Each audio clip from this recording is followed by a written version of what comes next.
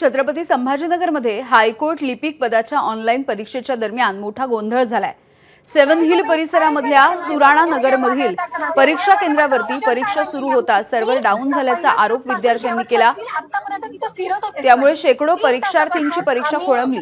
लांबून आलेल्या परीक्षार्थींना अचानक आलेल्या या तांत्रिक अडचणींचा फटका बसल्यामुळे केंद्रावरती संतापाचं वातावरण निर्माण झालं। काही परीक्षार्थींनी गोंधळ घातल्यानंतर वरिष्ठ अधिकारी आणि पोलीस घटनास्थळी पोहोचले।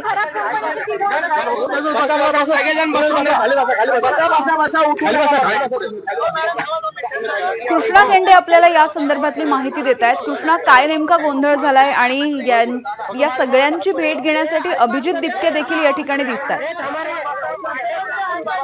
संभाजीनगरमध्ये हायकोर्टाच्या टंकलेखन कौशल्य पदासाठी परीक्षा होती।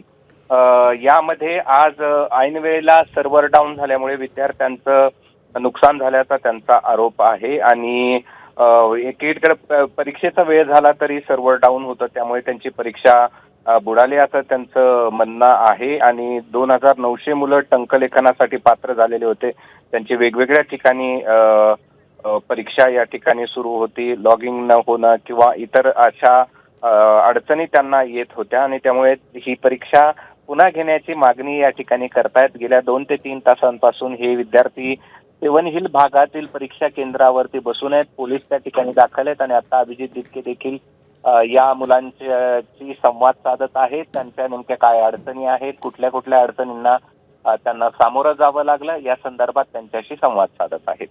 बरं, मात्र परीक्षा केंद्रावरती जे कोणी प्रतिनिधी असतील त्यांनी या विद्यार्थ्यांना काही मार्गदर्शन केलंय का किंवा संवाद साधलाय का?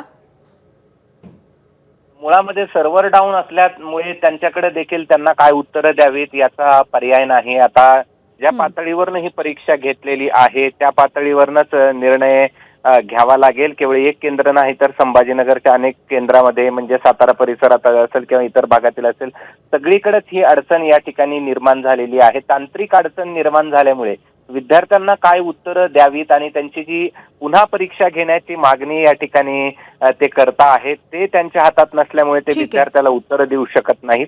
पोलीस त्यांना समजावण्याचा प्रयत्न करतात, मात्र विद्यार्थी ठाम आहेत। आता यावरती प्रशासन काय निर्णय घेतं यावरती सर्वस्व अवलंबून असेल। बरं, कृष्णा, अभिजित दिपके हे या ठिकाणी नेमके कसे पोहोचले किंवा त्यांच्यापर्यंत विद्यार्थी कसे पोहोचलेत, काय नेमकी चर्चा सुरू आहे त्यांच्यात?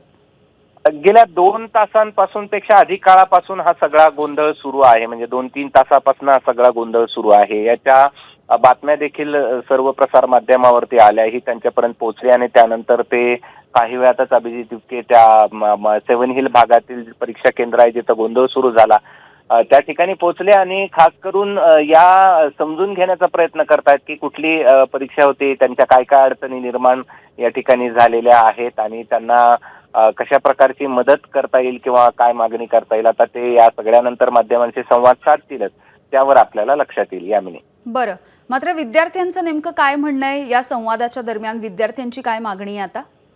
विद्यार्थ्यांचं म्हणणं आहे की ही परीक्षा पुन्हा घेण्यात यावी, त्यांचं नुकसान होऊ नये, कारण की सर्व्हर डाऊन झाल्यामुळे त्यांना परीक्षाच या ठिकाणी देता आली नाही आणि ही जी परीक्षा होती स्क्रीन टू स्क्रीन या ठिकाणी होती आणि त्यामुळे लॉग इन झालेलं नाही। त्यात काही कीबोर्ड खराब होते, मॉनिटर पट्टी लागली नाही, 20 अशा अनेक तक्रारी त्यांच्या या ठिकाणी आहेत। त्या समजून घेण्याचा ते प्रयत्न करतायत आणि त्यावरती ते प्रतिक्रिया देखील देतील। बरं, संभाजीनगरमध्ये नेमकी किती केंद्र होती कृष्णा या परीक्षेसाठी की हे एकच केंद्र होतं? या संदर्भात अधिकृत माहिती मिळाली नाही। वेगवेगळे केंद्र होती ज्यामध्ये 2900 मुलं टंकलेखन परीक्षेसाठी पात्र झालेली होती। राज्यामध्ये 13,000 मुलं या ठिकाणी पात्र ठरलेली होती। खरं तर 10 वाजता, 12 वाजता आणि 2-2:30 वाजता अशा प्रकारच्या परीक्षा या ठिकाणी देण्यात आलेल्या होत्या। मात्र पहिल्याच याच्यामध्ये ही सगळी अडचण झाली आणि त्यामुळे आता पुढे नेमकं काय करायचं हा तिथल्या सगळ्या केंद्र जे आहे त्या प्रमुख असतील किंवा इतरांसमोरचा प्रश्न आहे। अगदी, कृष्णाच्या सोबत रहा। अभिजित दिपकेंसोबत विद्यार्थ्यांचा संवाद सुरू आहे, तो देखील ऐकूया।